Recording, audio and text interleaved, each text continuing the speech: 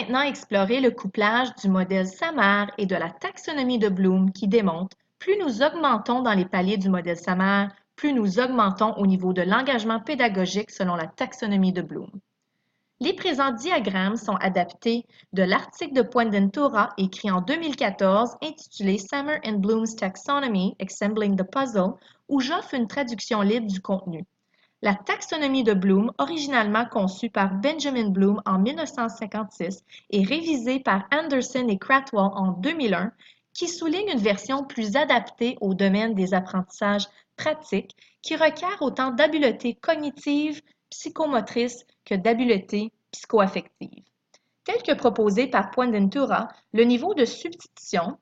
dont l'introduction d'un nouvel outil numérique, et le niveau d'augmentation,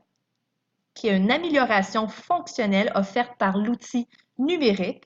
correspondent aux échelons de la taxonomie de Bloom de reconnaître, alors récupérer de l'information et de comprendre, alors traiter de l'information de cet nouvel outil numérique afin de l'appliquer dans un contexte éducatif, afin de mobiliser ses connaissances dans un contexte connu. Dans ce contexte, cette tâche éducative donnée est optimisée sans la modifier.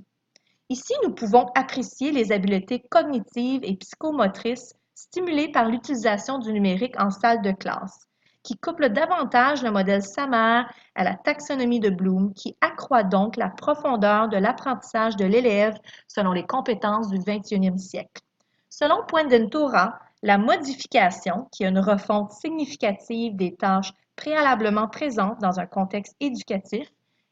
et de la redéfinition, qui est la création de nouvelles tâches préalablement inconcevables, nous permet d'atteindre les plus hauts niveaux de la taxonomie de Bloom. Ceux-ci correspondent au palier d'analyser afin d'identifier les différentes parties d'un tout,